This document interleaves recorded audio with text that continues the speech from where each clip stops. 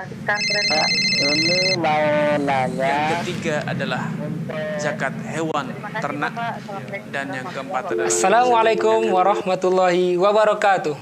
Alhamdulillahirrabbilalamin. Wassalatu wassalamu ala rasulillah wa ala alihi wa sahbihi wa man walah. Pemirsa Fatwa TV yang semoga Allah merahmati kita semua.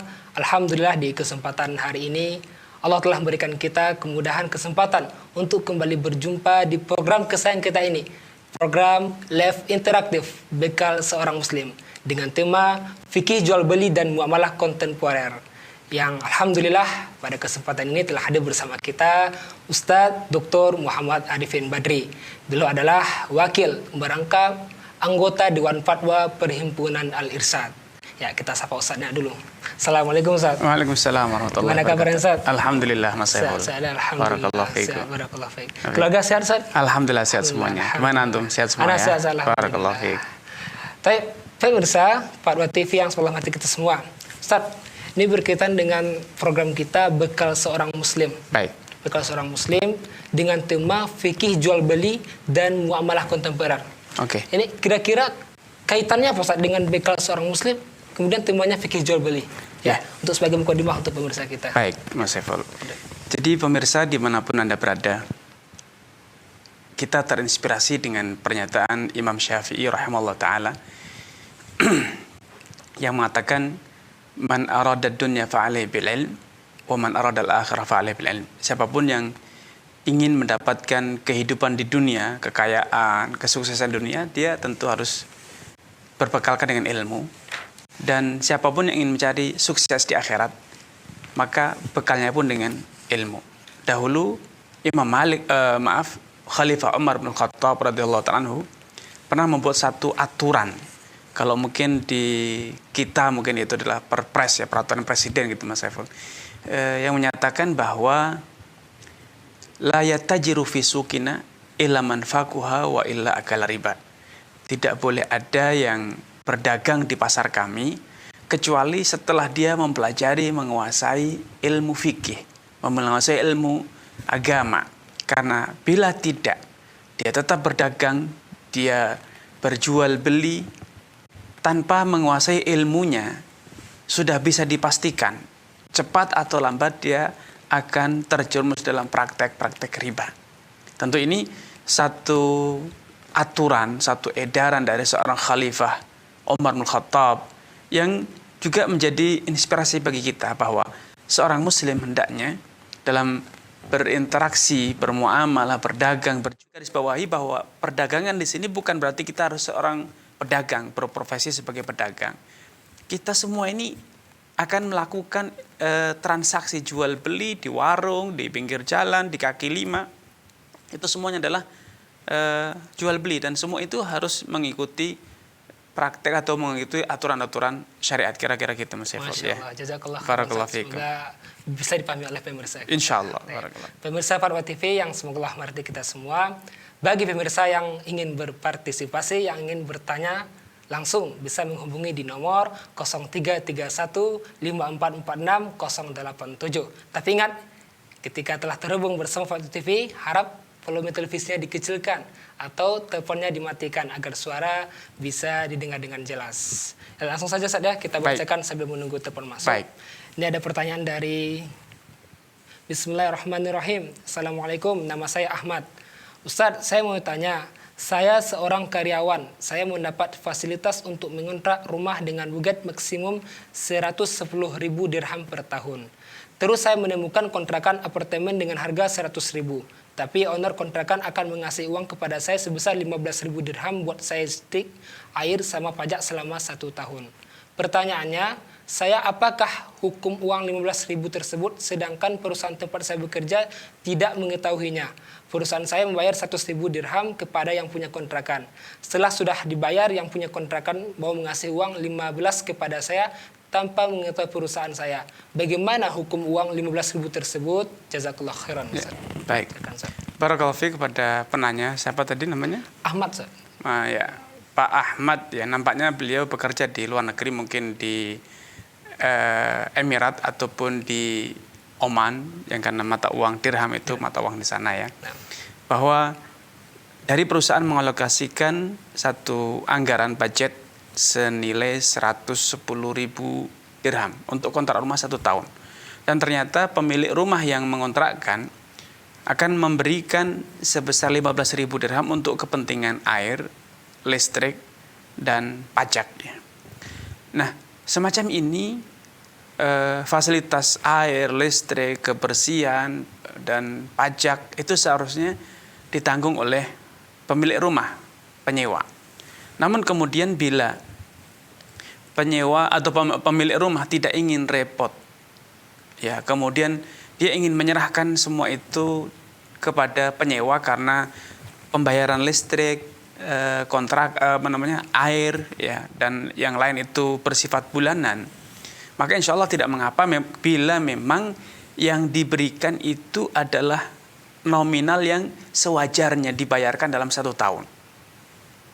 Ya, kalau memang nilai listrik, air, dan lain sebagainya kira-kira 15.000, maka tidak masalah. Namun bila itu lebih dari nilai real beban listrik, beban air, dan pajak yang seharusnya dibayarkan, sehingga di situ ada keuntungan yang akan didapat oleh karyawan tersebut, maka seharusnya keuntungan itu dikembalikan kepada perusahaan. Karena perusahaan memberi fasilitas berupa kontrakan, bukan berupa uang, ya. Namun bila itu kembali juga kepada aturan aturan perusahaan. Bila memang aturan perusahaan tersebut dia hanya memberikan uang 110.000, entah dia dapat kontrakan lebih murah atau lebih mahal, maka hanya itu yang didapat, sehingga dia akan mendapatkan pengembalian dalam bentuk uang, listrik atau air, atau bahkan bisa jadi sisa uang karena dia mendapatkan kontrakan yang murah, maka insya Allah tidak masalah.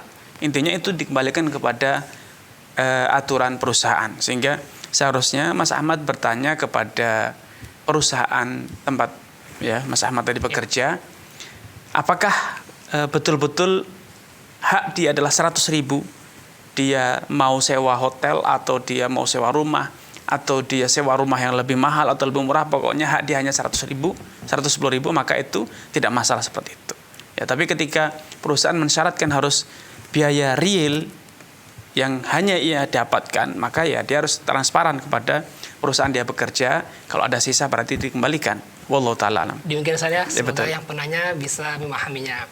Sekali lagi kepada pemirsa Fatwa TV yang semoga Allah merahmati kita semua, yang ingin berpartisipasi, yang ingin bertanya kepada Ustaz langsung bisa menghubungi di nomor 03315446 087. Ustaz, sambil nunggu juga Ustaz, kita bacakan lagi soalnya Ustaz. Baik.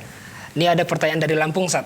Assalamualaikum Ustaz, saya seorang janda ditinggal mati dengan 3 orang anak perempuan. Saya mendapatkan uang pensiun untuk ketiga anak saya sekolah di tingkat lanjut yang dibelikan emas yang sudah mencapai nisab. Setiap bulannya kami mendapatkan gaji pensiunan 1,8 juta. Tidak cukup untuk kebutuhan sekolah dan sehari-hari. Yang ingin saya tanyakan, apakah saya harus membayar zakat dan dari emas tersebut? Terima kasih Ustaz. Ya. Terima kasih kepada ibu yang bertanya. Semoga Allah SWT menambahkan taufik hidayah kepada ibu, keluarga, dan juga seluruh pemirsa Fatwa TV dimanapun Anda berada. Siapapun yang memiliki emas atau hasil pertanian atau perdagangan yang telah mencapai nisab dan berlalu 1 tahun, maka wajib dizakati. Itu menurut pendapat mayoritas ulama. Karena dalam literasi fikih para ulama, terutama mazhab Syafi'i, mazhab Hambali, dan yang lainnya, menyatakan bahwa kewajiban zakat itu kaitannya dengan harta.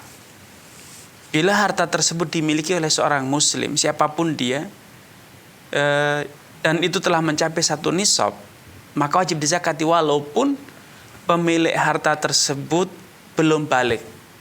Walaupun pemilik harta tersebut dalam kondisi mengalami gangguan mental atau sering disebut dengan gila. Ya.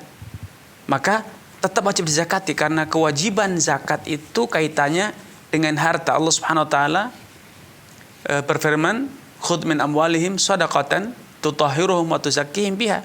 Pungutlah dari harta mereka sedekah atau zakat yang dengan sedekah itu, zakat itu, engkau menjadikan mereka suci atau mendapatkan kesucian.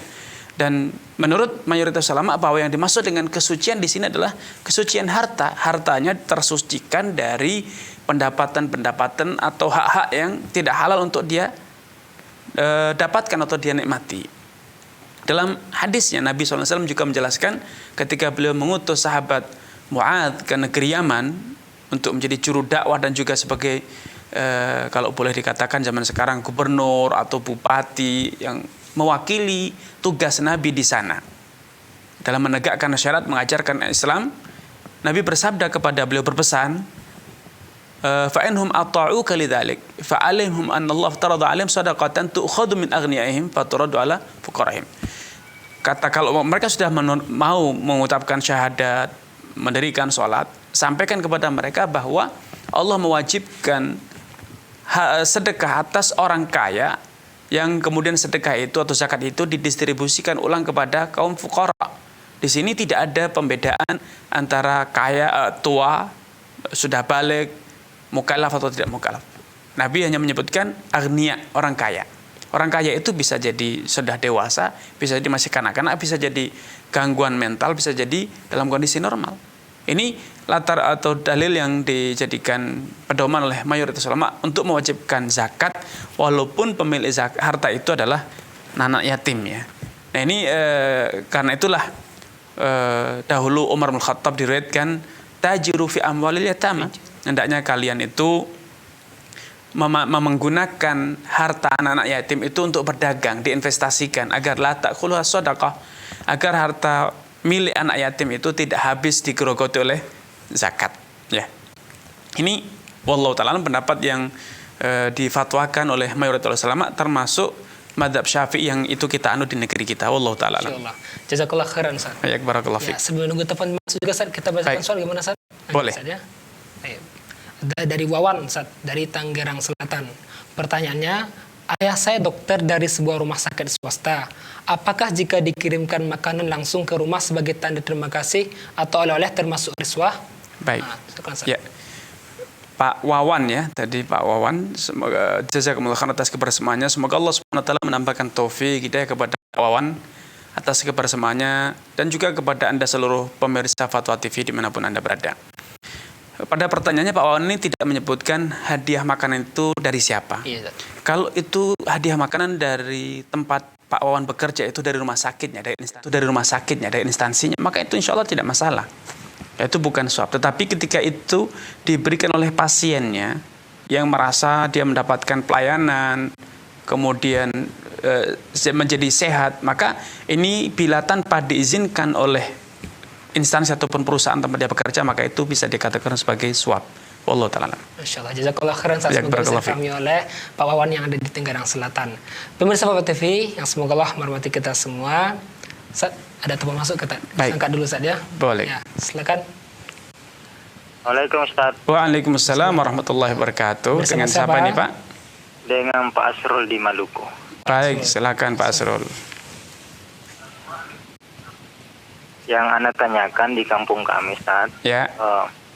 Ada biasa motor kita sewa. Baik. Sekitar biasanya 3 juta dalam 1 bulan. Baik. Nah, tapi yang punya motor ini nanti dia kembalikan dengan utuh lagi 3 juta. Apa memakai motornya ini dengan apa termasuk riba atau bagaimana Ustaz? Baik. Karena uangnya kembali dengan utuh. Baik Pak Asrul. Sudah Pak? Cukup Pak? Cukup. Baik, terima kasih Pak Asrul. Ya, terima kasih kepada Pak Asrul atas kebersamaannya di live di acara kita Bekal Seorang Muslim. Pak Asrul menanyakan perihal menyewakan motor dengan nilai 3 juta sebulan. Ya, kemudian di akhir bulan uang tersebut akan dikembalikan. Ya, utuh. Nah, ini sebetulnya bukan sewa menyewa, karena sewa menyewa itu dikategorikan oleh para ulama termasuk pada akad muawadhah mubadalah. Ada pertukaran ya. Hak guna motor dengan nilai 3 juta. Seharusnya ketika penyewa telah menggunakan motor sebulan, itu masa sewa. Satuan hak gunanya itu 1 bulan, maka uang yang 3 juta tadi seharusnya menjadi milik pemilik motor, tidak boleh dikembalikan atau tidak dikembalikan. Ketika itu dikembalikan, maka ini bisa diduga dengan bisa nampak dengan jelas ya bahwa itu kamuflase dari utang piutang yang berbunga. Alias sebetulnya pemilik motor tadi mengagunkan motornya atas hutang yang dia akan dapatkan senilai 3 juta. Dan kemudian pemilik uang akan memanfaatkan motor tersebut selama 1 bulan. Dan kemudian di akhir bulan ketika pemilik motor sudah bisa mengembalikan uangnya, dikembalikan uangnya utuh, dan tentu di sini yang memberi hutang kreditur mendapatkan manfaat, yaitu kegunaan motor selama 1 bulan. Padahal Nabi SAW dalam hadis Fudhalah bin Ubaid menyatakan, kullu qardin jaronafan wa riba. Setiap piutang yang mendatangkan manfaat, maka itu adalah riba. Dan dalam praktek yang ditanyakan oleh Pak Sul tadi, pemilik uang dalam ini jelas-jelas mendapatkan keuntungan berupa hak guna atas motor selama 1 bulan, dan itu tentu adalah riba. Ya, itu adalah kamuflase dari praktek utang piutang yang membawa keuntungan atau bunga, dan itu tentu haram hukumnya. Wallahu taala. Jazakallah khairan Ustaz. Semoga untuk penanya bisa dipahami. Baik. Ustaz, kita baca lagi soalnya Ustaz. Dulu Ustaz. Ya. Ini ada pertanyaan dari media sosial. Assalamualaikum Ustaz, izin bertanya. Apakah boleh mengikuti lomba? 1. Misal ada satu lembaga mengadakan lomba dan dikenakan biaya pendaftaran sehingga mendapatkan hadiah dari lomba itu. Apakah boleh ikut lomba ini? Yang kedua, apabila lomba itu diadakan suatu instansi dan ada sponsor tanpa bayar pendaftaran dan hadiah dari sponsor, apakah boleh ikut lomba seperti ini? Syukran Ustaz. Silakan Ustaz. Baik. Pemirsa Fatwa TV ini manapun Anda berada, Rasulullah SAW telah bersabda, la sabaqa illa fitnataini fi khuffin wa naslin. Tidaklah ada taruhan atau pasang undian atau yang seringkali dihadiah dalam perjudian, itu disebut dalam Islam sabak. Yaitu ketika ada satu perlombaan, kemudian ada satu pihak mengatakan, saya pasang taruhan sekian rupiah. Kalau yang menang adalah si fulan, maka saya akan dapat. Itu namanya sabak. Ya, Nabi mengatakan dalam Islam tidak boleh ada praktek taruhan seperti itu, kecuali dalam 2 hal. Yaitu lomba pacuan kuda, atau yang serupa, onta atau yang sejenisnya. Yang kedua adalah pada lomba panah memanah, ya. Sehingga ketika ada 2 orang yang berlomba mengatakan, nih kalau kamu menang bisa memanah tepat sasaran, maka engkau akan mendapatkan sekian rupiah. Kalau saya menang, engkau harus bayar saya sekian rupiah. Ini dibolehkan. Kenapa? Karena panahan, pacuan kuda, dan yang sejenis itu merupakan sarana untuk melatih diri berjihad di jalan Allah Subhanahu wa taala. Kemudian para ahli fikih mengatakan semua hal yang itu termasuk sarana persiapan berjihad di jalan Allah Subhanahu wa taala, maka boleh diterapkan semacam ini, taruhan, yaitu kita membayar jumlah uang, kalau menang kita dapat banyak, kalau kita kalah uang kita hilang. Kenapa? Karena itu adalah bentuk dari realisasi dari firman Allah Subhanahu wa taala, wa'idu lahum mastata'tum min quwwatin wa min ribatil khayli turhibuna bi adullahi wa aduwakum. Dan persiapkan oleh kalian segala apa yang bisa kalian lakukan dari bentuk kekuatan yang bisa kalian gunakan nanti untuk berjihad, berperang di jalan Allah, sehingga dengan adanya persiapan-persiapan itu menjadikan turhibuna bihadullahi wa aduwakum, musuh-musuh Allah, musuh-musuh agama itu menjadi takut. Kenapa? Karena ternyata kaum muslimin memiliki persiapan mental, fisik, persenjataan yang kuat. Karena itu dalam kondisi seperti ini, karena kita sudah hidup dalam sebuah negara yang berdaulat, idealnya pemerintahlah yang mengkoordinir, pemerintahlah yang melatih masyarakatnya, mempersiapkan masyarakatnya agar siap bila suatu saat dibutuhkan untuk bela negara, bila suatu saat agama, kedaulatan negara terancam oleh musuh, orang-orang kafir yang ingin menjajah, ingin merampas kemerdekaan negara kita, kita telah memiliki kesiapan untuk ikut andil dalam mempertahankan, membela negara atau bela negara. Apalagi bela agama. Tentu Ini suatu hal yang dianjurkan oleh Islam. Dan para ulama juga mengatakan lomba semacam itu bisa juga diterapkan dalam masalah ilmu. Karena untuk bisa menjalankan jihad tentu dibutuhkan penguasaan terhadap ilmu agama. Karena jihad itu bukan emosional, asal bermodalkan semangat. Bisa menembak, bisa memanah, bisa merakit bom dan sebagainya. Kemudian asal tembak, asal tentu tidak seperti itu. Jihad itu harus di bawah komando pemerintah yang sah. Kemudian yang kedua, betul-betul ada verifikasi terlebih dahulu bahwa musuh itu betul-betul musuh yang layak diperangi, bukan musuh yang sebetulnya tidak boleh diperangi. Ya. Dan kemudian kapan harus berperang melawan musuh, kapan harus bernegosiasi dengan musuh, karena bisa jadi perang itu bukannya membawa kemenangan, bukannya menjadikan kita bisa bertahan, mempertahankan kedaulatan negara, justru malah sebaliknya ketika salah penempatan, salah praktek jihad, yang terjadi justru malah kedaulatan kita terampas ya, karena ternyata musuh lebih kuat, kita belum punya persiapan, dan lain sebagainya. Kita sendiri masih centang berentang, masih terjadi perpecahan di internal kita ya. Tentu itu harus di bawah komando seorang pemimpin, dalam hal ini adalah penguasa negara muslim yang telah memiliki kelengkapan juga perhitungan yang matang. Allah taala alam. Jazakallah khairan. Semoga bisa dipahami oleh pemirsa kita. Baik, sepertinya sudah ada telepon yang masuk. Kita angkat saja. Ya, silakan Bapak. Assalamualaikum. Waalaikumsalam warahmatullahi wabarakatuh. Bersama siapa? Di mana? Ya, Ustaz. Ya, dengan Bapak siapa ini? Hardiman Bulukumba lagi, Ustaz. Pak Hardiman ya. Silakan Pak Hardiman dari Bulukumba. Ya. Silakan, Pak. Saya karena mau bertanya, yang pertama terkait dengan pertama hukum kredit mobil lewat Bank Syariah Mandiri. Tolong tidak usah menyebutkan merek perusahaan, Pak ya. Oh ya. Tolong televisinya dikecilkan dulu, Pak. Ya. Baik, silakan dilanjutkan, Pak. Apa hukumnya kalau kita mengkredit mobil di salah satu lembaga keuangan, ya. lembaga keuangan? Ya. Ternyata dalam akadnya, dalam realisasinya ternyata wakalannya itu diwakilkan juga ke calon nasabah untuk beli sendiri. Ya. Nah, itu Ustaz. Baik. Mana ini hukumnya?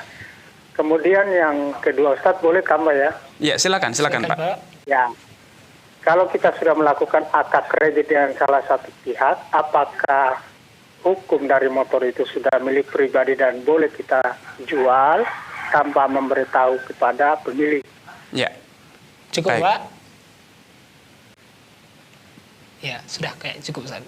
Baik, Pak Hardiman. Sudah cukup, Pak Hardiman ya? Cukup, ya. Baik, Pak Hardiman. Suara didengarkan dengan televisi. Assalamualaikum warahmatullahi wabarakatuh. Ya, terima kasih kepada Pak Hardiman di Bulukumba atas kebersamaannya di program acara kita ini. Semoga Allah SWT menampakkan taufik hidayah kepada Pak Hardiman, keluarga, dan juga seluruh pemirsa Fatwa TV dimanapun Anda berada. Kredit di lembaga-lembaga keuangan, apalagi yang mengatasnamakan syariat atau Islam, lembaga keuangan Islam, dalam banyak praktek masih menggunakan skema wakalah dalam pengadaan barangnya. Padahal para ulama telah menjelaskan bahwa yang boleh melakukan transaksi jual beli itu adalah pemilik. Sehingga sebelum lembaga keuangan memiliki barang, dia tidak boleh melakukan transaksi jual atau penjualan barang. Dan kalaupun dia sudah memiliki, namun barang tersebut belum diserah terimakan, belum dipindahkan dari penjual pertama ke tempat lembaga keuangan tersebut, maka sejatinya lembaga tersebut, walaupun secara hukum dia telah membeli, telah memiliki, tetapi ketika barang itu belum dipindahkan ke kantor cabang lembaga keuangan tersebut, maka lembaga itu belum boleh melakukan penjualan, karena Rasulullah SAW dengan tegas telah melarang kita Rasulullah SAW an bai'is silah haitsu tubta hatta yahuzah tujjar ila rihalim. Nabi melarang para pedagang menjual kembali barang yang telah dibeli, barang yang telah mereka beli di tempat pembeliannya sampai barang itu dipindahkan ke tempat lain. Ya, sampai barang tersebut diterima dan kemudian dipindahkan ke tempat lain. Adapun ketika barang itu masih berada di tempat penjual pertama, belum boleh ditransaksikan. Apalagi bila ternyata yang dipraktekkan lembaga keuangan tersebut tidak melakukan pembelian, dia hanya melakukan wakalah.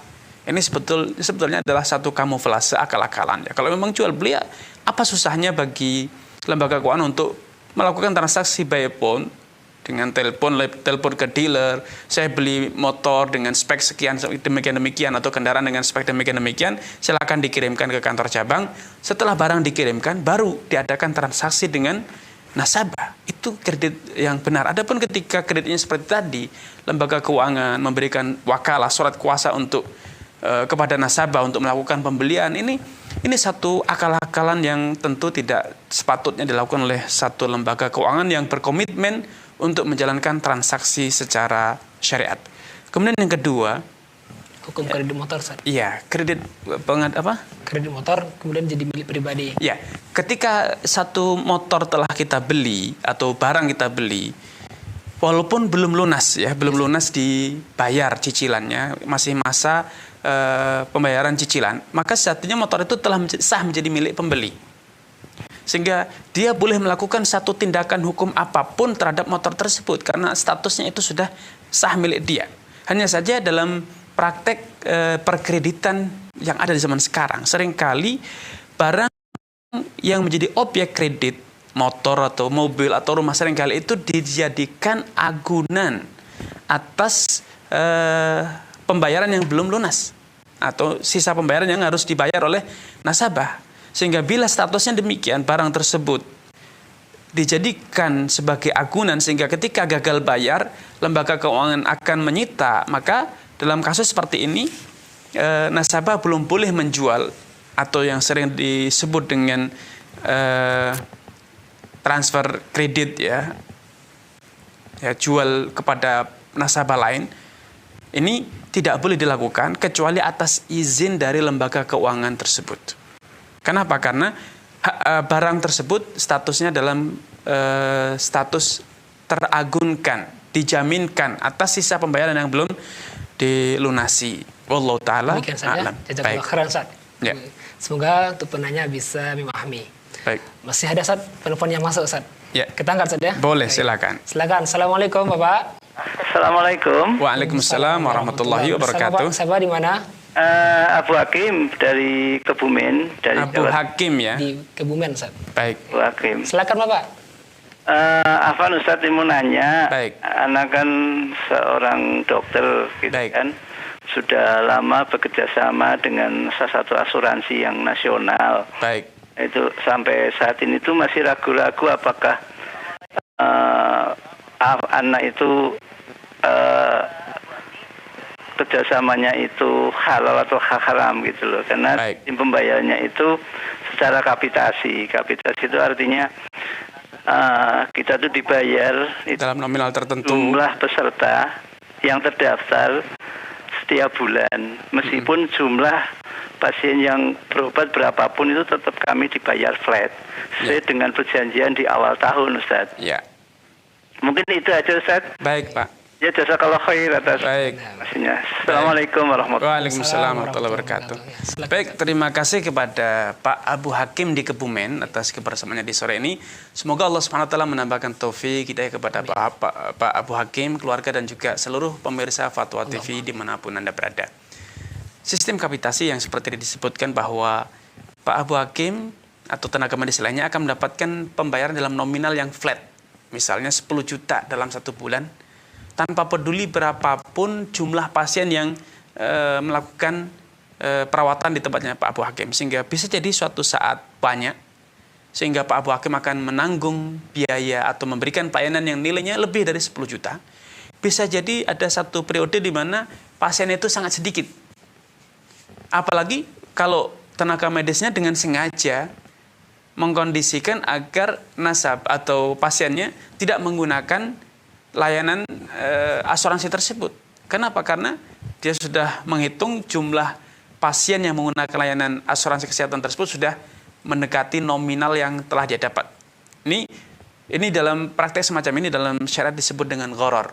Ya, disebut dengan gharar karena gharar itu apa, Ustaz? Gharar itu adanya ketidakpastian baik pada nominal pembayaran yang dia dapat atau dalam bentuk kadar layanan yang harus dia berikan. Jadi dalam praktek yang diterapkan dalam kapitasi tadi ada unsur ketidakjelasan berapa dan seberapa banyak apa layanan yang harus diberikan oleh Pak Abu Hakim ya. Karena pasiennya bisa jadi pasien yang penyakitnya berat, butuh pengobatan yang mahal, bisa jadi pasiennya dengan keluhan yang ringan sehingga pengobatannya pun murah, bisa jadi ada pasien yang jumlahnya banyak, bisa jadi sedikit. Ini tidak ada kepastian. Seharusnya skema kerjasamanya itu transparan, berapa pasiennya, dikalkulasi di akhir bulan, apa saja layanan yang diberikan, sehingga di sini ada balance ya, ada transparansi layanan dan juga transparansi pembayaran. Dan kemudian yang ketiga, pasien juga mendapatkan hak yang seharusnya didapat. Kenapa? Ketika sistem kapitasi seperti ini, ketika tenaga medisnya sudah merasa jumlah pasien sudah melimpah, maka dia akan mulai berhitung, dia akan memberikan layanan minimal atau bahkan layanan yang tidak sesuai dengan standar. Kenapa? Karena kalau diberikan layanan yang sesuai dengan standar, pengobatan yang betul-betul seharusnya diberikan, maka dia tidak akan mendapatkan keuntungan, bahkan rugi dengan sistem kapitasi semacam ini. Kenapa? Karena dia hanya dapat 10 juta, ternyata pasiennya melimpah, dia harus melakukan layanan kesehatan yang nilainya bisa jadi 2 kali lipat dibanding apa yang dia dapat. Tentu ini ada unsur gharar ya. Tidak sepatutnya sistem ini diterapkan. Allah Ta'ala a'lam. Jazakallah khairan. Baik. Semoga penanya bisa memahami. Sambil nunggu teman Ustaz, kita bacakan lagi soal dari media sosial dari hamba Allah. Ustaz, Ana mau tanya Ustaz, bagaimana akadnya membeli mobil pengen kredit tapi tidak pengen kena riba? Ya. Silakan Ustaz. Baik, ketika ada orang yang ingin melakukan transaksi kredit kendaraan otomotif atau rumah atau yang lainnya, tidak ingin riba, maka solusinya adalah kredit langsung kepada pemilik barang. Misalnya kepada toko atau mungkin kepada kawan yang telah terlebih dahulu membeli, kepada koperasi yang memiliki stok barang. Ketika barang sudah ada, dimiliki, dan itu sudah ada di rumah atau di toko penjual, kemudian kita membeli dengan kredit. Ya, dengan pembayaran 3 kali pembayaran, 5 kali pembayaran, 10 kali pembayaran, tanpa ada denda. Jadi harganya flat, misalnya harganya 10 juta, dibayar selama 10 kali dalam 10 bulan, dan sekali lagi tadi, penjual dalam kondisi betul-betul telah memiliki stok barang. Barangnya sudah ada dan betul-betul sudah dimiliki. Sehingga dalam kasus semacam ini atau praktek semacam ini tidak ada riba, tidak ada denda keterlambatan, dan juga pelaku atau penjual dalam ini betul-betul sebagai pihak yang berkuasa secara hukum syariat untuk melakukan satu transaksi jual beli, karena dia betul-betul pemilik dan barang itu sudah ada pada dia, di tempat dia, di rumahnya atau di gudangnya, bukan barang masih dalam kondisi PO, pre-order, masih di supplier, di tokonya, kemudian tadi pemilik modal melakukan jual beli padahal barang belum ada pada dirinya. Ini adalah riba ya. Ini adalah riba. Tapi kalau barang itu sudah dimiliki, sudah ada di rumahnya, ada di tokonya, kemudian dilakukan transaksi kredit secara langsung tanpa bunga, maka insya Allah itu kredit yang sesuai dengan aturan syariat Allah Ta'ala. Jazakallah khairan. Semoga penanya bisa memahaminya. Kita baca lagi Ustaz soalnya dari media sosial. Assalamualaikum Ustaz, bagaimana hukumnya jika pemilik ladang menggadaikan ladangnya pada seseorang, tapi pemilik ladang sendiri yang menggarap baru dibagi hasil pada orang menggadai? Baik. Silakan, Ustaz. Ya. Terima kasih kepada pemirsa yang telah mengajukan pertanyaan ini. Semoga Allah SWT menambahkan taufik hidayah kepada Anda, keluarga, dan juga seluruh pemirsa Fatwa TV dimanapun Anda berada. Dalam sistem gadai, idealnya barang gadai itu diserahkan kepada pemberi hutang. Karena fungsi dari gadai adalah sebagai jaminan agar pemilik dana tidak khawatir perihal dana dia, bahwa dana dia pada saatnya nanti ketika jatuh tempo akan dibayar secara lunas tanpa ditunda, tanpa ada sengketa dan lain sebagainya. Dan sekali lagi, biasanya akad gadai itu terjadi pada akad hutang piutang. Karena memang fungsinya gade itu sebagai alat bukti adanya hubungan utang piutang, dan yang kedua gade itu sebagai media sarana bila jatuh tempo dan ternyata yang berhutang itu dalam kondisi gagal bayar, maka pemilik dana, kreditur bisa melelang barang tersebut. Nah, ketika ada kesepakatan pada saat jatuh tempo, pihak yang berhutang, debitur yang berhutang akan mengembalikan sejumlah dana yang telah dia dapatkan, sejumlah dana yang dia pinjam, dia hutang, dan kemudian masih ada pembagian hasil dari ladang yang dia garap sendiri, maka ini adalah riba. Karena berarti kreditur, pemilik dana, akan mendapatkan keuntungan. Dana dia akan kembali utuh, ditambah dia masih mendapatkan bagian dari hasil ladang tersebut. Padahal Nabi SAW dengan jelas telah menyatakan, kullu qardin jara naf'an fahuwa riba. Setiap piutang yang mendatangkan keuntungan, maka itu adalah riba. Setiap piutang yang mendatangkan keuntungan kepada pemilik dana yang menghutangi atau kreditur, maka itu statusnya riba. Kenapa riba? Karena utang piutang itu adalah akad sosial. Hutang piutang itu adalah akad sosial yang tujuannya adalah tolong menolong, membantu orang yang kesusahan, meringankan beban orang yang dalam kondisi terjepit. Nah, kalau ternyata wajahnya wajah orang yang menolong, kasihan, merasa iba, tapi ternyata di akhirnya dia minta keuntungan, maka ini bukan sosial lagi, tapi akad utang piutang ini menjadi komersial. Padahal aturan syariat Islam mewajibkan akad utang piutang itu tetap dipertahankan sebagai akad sosial. Tidak boleh dimigrasikan, diganti menjadi akad komersial. Kenapa demikian? Karena manusia ini makhluk sosial. Manusia itu makhluk sosial, sehingga dalam kehidupan sehari-hari harus dia mencerminkan praktek-praktek sosial, tolong-menolong, bahu-membahu. Ya, tidak boleh manusia kemudian melepaskan status sosial dia, sehingga dalam semua aktivitas dia, semua kegiatan dia harus mendatangkan keuntungan materi. Ini menjadikan manusia kehilangan jati dirinya sebagai makhluk sosial, ya. Menjadikan manusia ini manusia yang tidak lagi memiliki karakter sebagai manusia yang normal.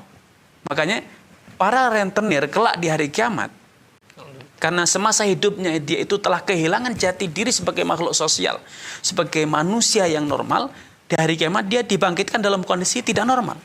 Allah katakan, orang-orang yang makan riba, innal ladzina ya'kuluna riba la yakumuna illa kama yakumul ladzi yatakhabbathu syaitan minal mas. Orang-orang yang makan riba itu kelak di hari kiamat tidaklah dibangkitkan kecuali bagaikan orang gila. Namanya orang gila itu ngomongnya ngelantur, mungkin berjalannya juga sudah limbung, perilakunya tidak jelas, ngomongnya ngelantur, tidak ada urut, tidak beraturan.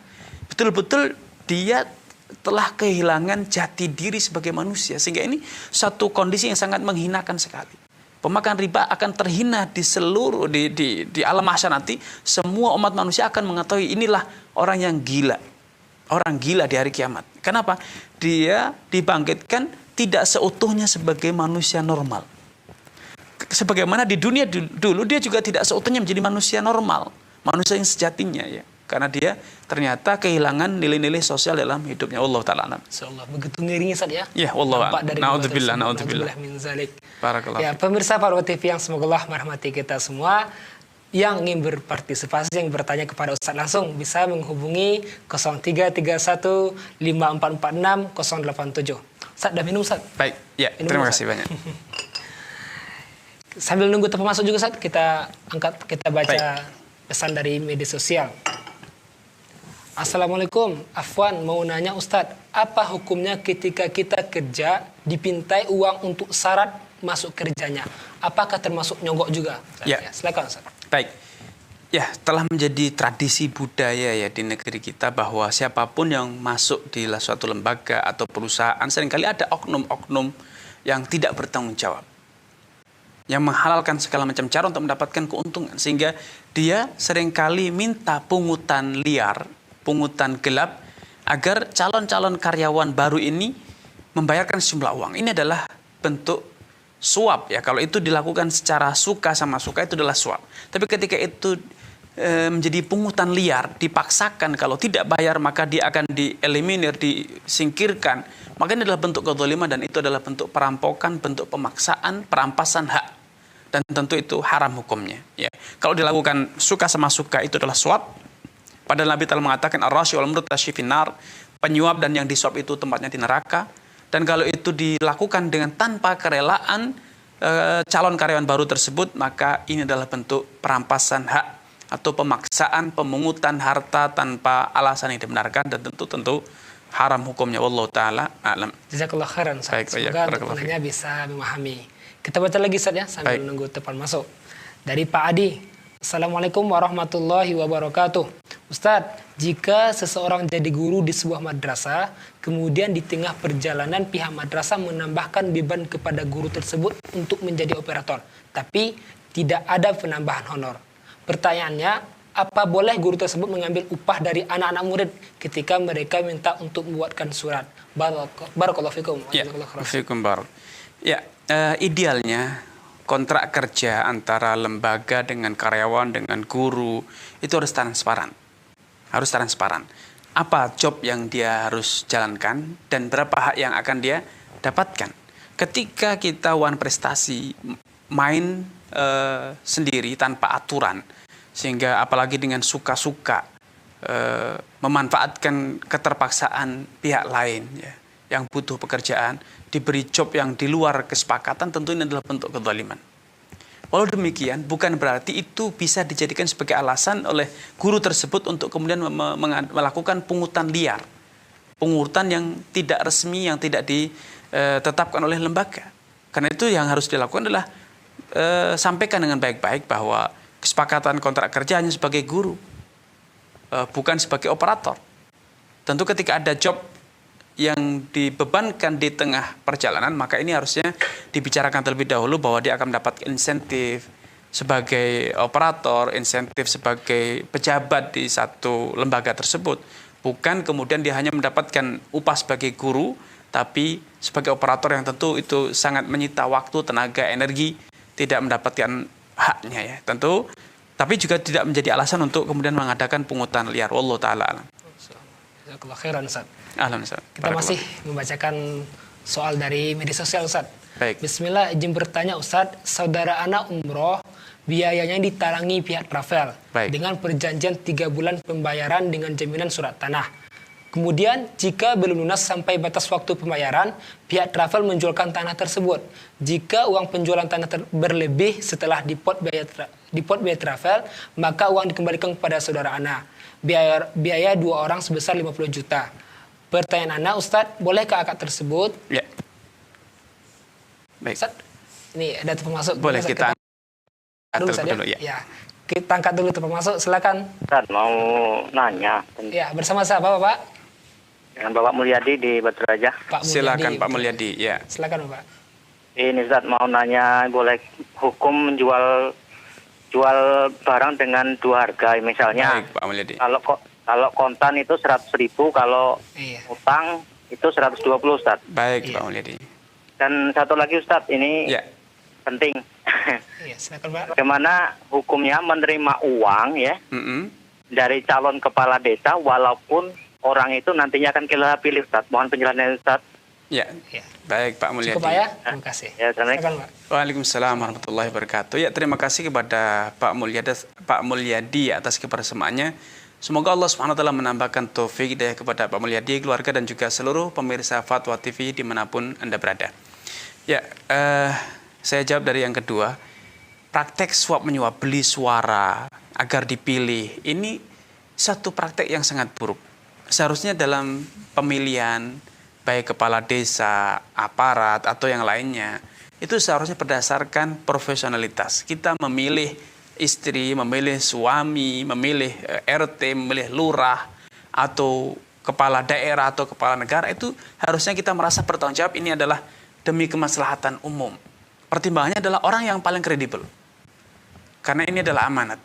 Ketika orang, Nabi SAW pernah menyatakan bahwa man syafa'a syafa'atan fa uhdiya 'alaiha faqad ata baban 'aziman min abwabir riba. Siapapun yang memberikan rekomendasi dan kemudian dia diberi hadiah atas rekomendasi yang dia berikan, maka ia telah terjatuh dalam pintu riba yang sangat besar.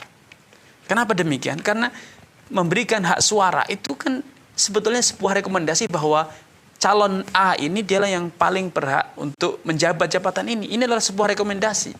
Rekomendasi itu tidak butuh biaya, tidak butuh banyak tenaga. Dia hanya sekedar nyoblos misalnya gitu kan.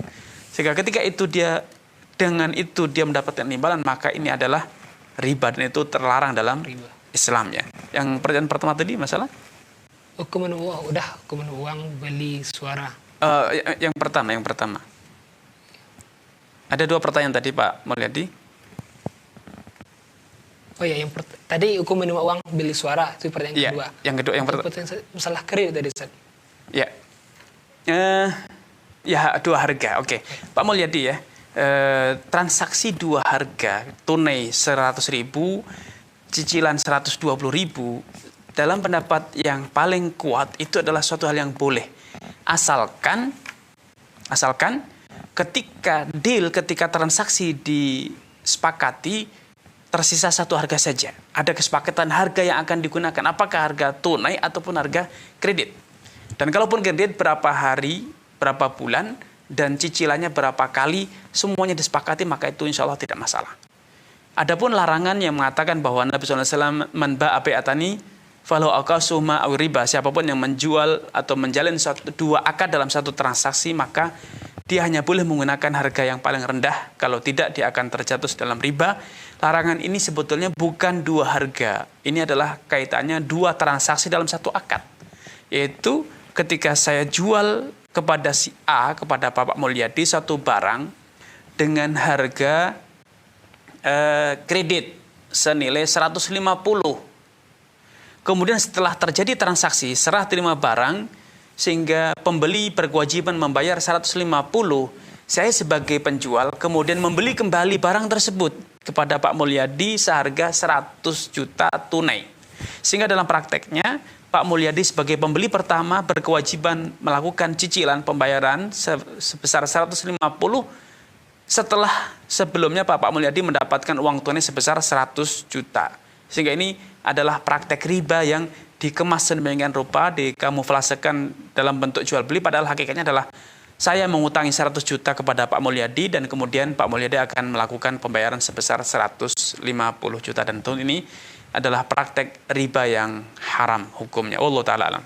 Jazakallah khairan Ustaz. Semoga untuk penanya bisa memahami. Kita angkat lagi Ustaz. Pertanyaan dari telepon masuk. Silakan. Assalamualaikum. Assalamualaikum.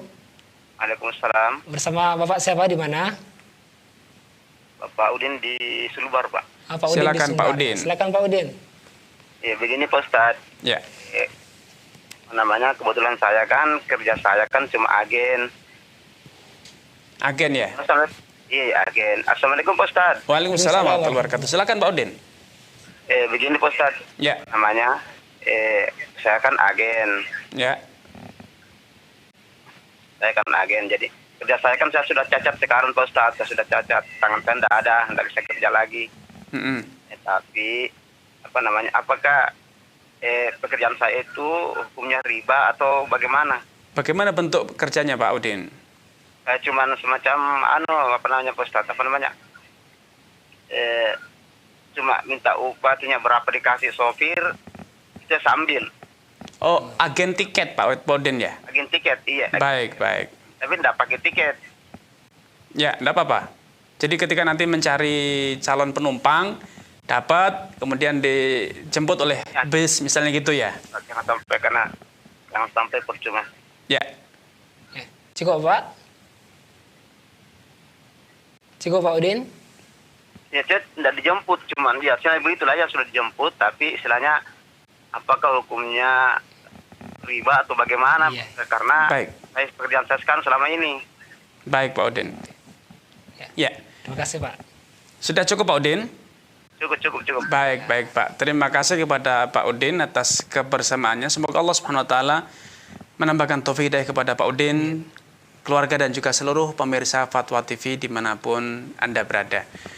Bahwa calo atau agen itu pada akhirnya adalah jual beli jasa, alias Pak Udin menjual jasa, menyarikan tiket atau mengkoordinir calon penumpang.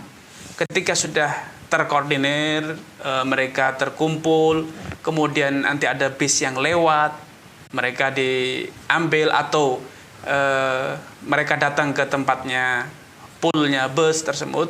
Intinya yang terjadi pada praktek yang dilakukan oleh Pak Udin itu menurut saya wallahu ta'ala itu adalah jual beli jasa.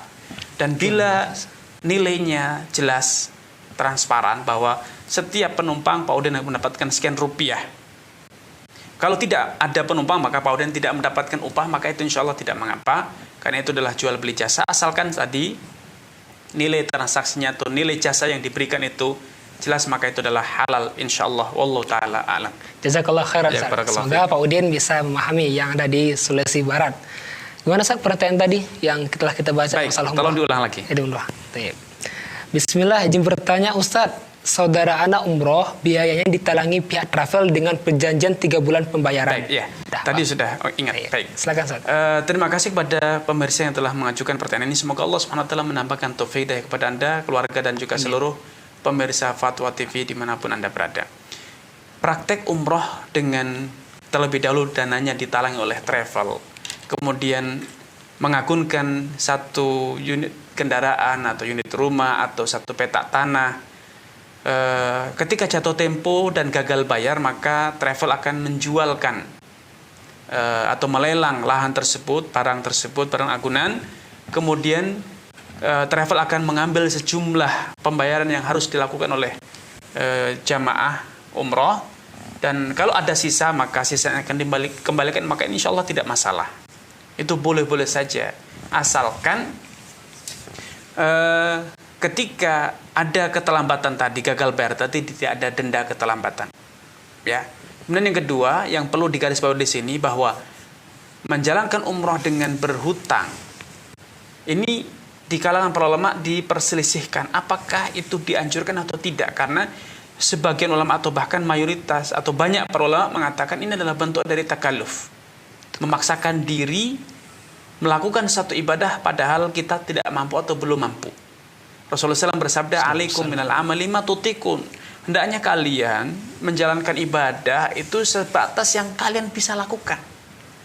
Nah, kalau ternyata secara kalkulasi kita belum mampu pendanaannya, sehingga kita nanti suatu terpaksa harus menjual rumah atau rumah kita dilelang, disita, tanah kita disita, padahal bisa jadi itu satu-satunya aset yang kita miliki atau aset yang sangat kita butuhkan untuk kebutuhan kita, keperluan primer kita, sehingga kalau itu sampai disita maka kita akan celaka, kita akan susah. Maka kalau kondisi semacam ini adalah suatu hal yang tidak sepatutnya dilakukan, karena itu takalluf. Kita memaksakan diri mengamalkan suatu amalan yang di luar kemampuan dan kapasitas kita. Tapi kalau sejatinya kita punya banyak aset dan kala itu kita sedang kesulitan uang tunai, sehingga ketika nanti sepulang umroh kita akan segera bisa melakukan pembayaran karena kita akan segera juga mendapatkan uang tunai dari pembayaran dari pihak lain misalnya, maka insya Allah tidak masalah seperti itu. Ya, itu insya Allah tidak masalah. Walaupun secara de facto akhirnya ternyata gagal tidak mendapatkan uang, tapi kalau aset tersebut dilelang tanpa menimbulkan masalah yang berarti pada keuangan kita, pada keluarga kita, maka insya Allah itu tidak mengapa. Wallahu ta'ala a'lam. Jazakallah khairan. Semoga untuk penanya bisa memahami. Pemirsa Fatwa TV yang semoga Allah merahmati kita semua, seperti sudah berada kita di penghujung acara kita pada kesempatan ini.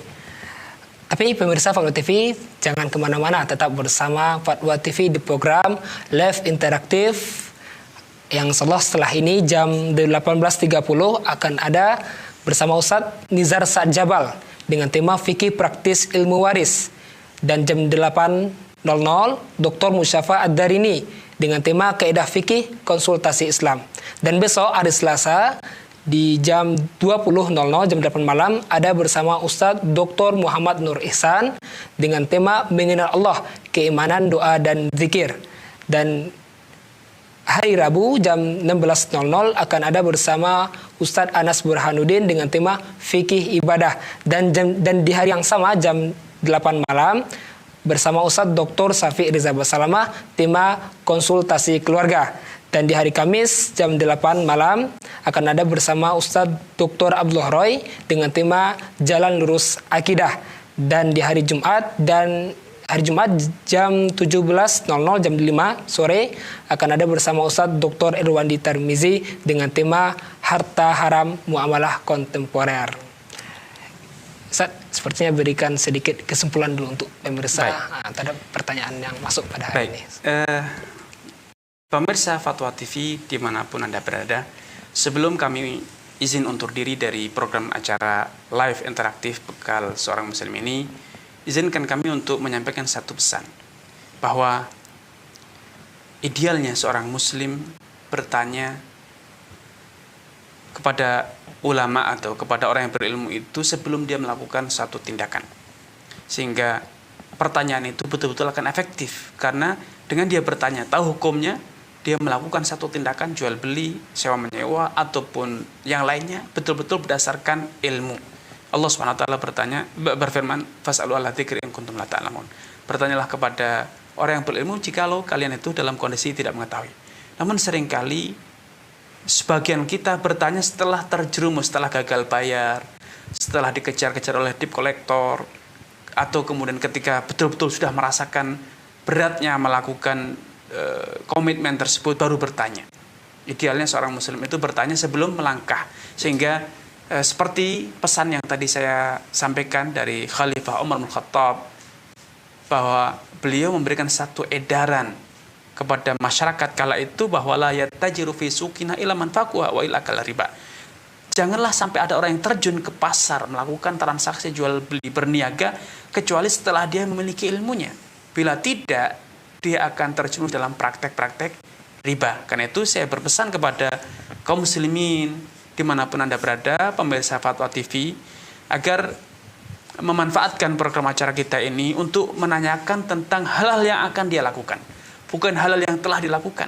Walaupun kita tidak menutup bahwa silakan Anda bertanya tentang hal yang telah terjadi, tetapi idealnya bagi seorang Muslim adalah menanyakan sesuatu yang akan dia lakukan agar dia melakukan suatu tindakan itu betul-betul berdasarkan ilmu, sehingga selamat dunia akhirat, berkah hidupnya, dan kemudian betul-betul setiap tindakan kita itu sesuai dengan aturan yang telah ditentukan dalam Al-Quran dan Sunnah.